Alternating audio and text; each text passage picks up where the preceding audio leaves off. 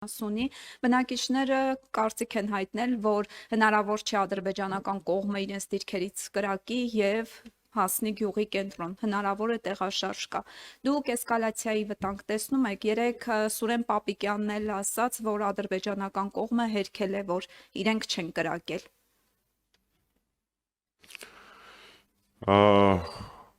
Ադրբեջանական քարոզչամեքենայի խոսնակներ Հայաստանում շատ կան, շատ։ Դրա համար հիմնվել պաշտոնականի վրա, կարծում եմ, ծիծաղալի է։ Իսկ ինչ վերաբերվում է տեղաշարժի վտանգին եւ էսկալացիայի վտանգին, դրա մասին խոսում են բոլորը։ Գերտերությունների, արտաքին հարաբերությունների, գերատեսչությունների պատասխանատուներ։ Ընդ որում այս վերջի մի քանի օրվա ընթացքում երկու գերտերության բարձրաստիճան պաշտոնյա է դրա մասին խոսել։ Դրա մասին խոսում են բոլորը, բացի Հայաստանի Հանրապետության պաշտոնյաներից։ Բայց ես չեմ զարմանում, որովհետև 18 թվականին, երբ որ առաջ խաղացում կար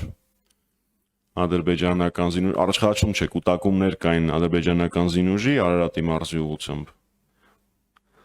Բոլորը ասում էին, որ դա սուտ է, արվում է նրա համար, որպեսզի ցույցերը մարվեն եւ այլն։ Արդյունքում դրանից 2 ամիս հետո մենք տարածքային կորուստ ունեցանք Արարատի մարզի հարող հատվածում։ Տարածքային կորուստ։ Եթե բնեի մտքով անցնի անգամ սա հերքել, իրենք սրա համար կփոշմանեն, վստահեցնում եմ։ Ինչ մեկնաբանես։ Իրենք միտված են անել ամեն ինչ, որպեսզի սպիտակեցնեն Ադրբեջանին։ Էլ ինչի են տանջվում մամուլահաղորդագրություններ գրում, թող ուղղակի շեյր անեն էլի Ադրբեջանի բնեի հայտարարությունները։ Անհնար է որևէ բան ասել սրա մասին։ Տեղեկություն տեղաշարժերի կամ կուտակումների մասին ես տրամաբանորեն ունենալ չեմ կարող,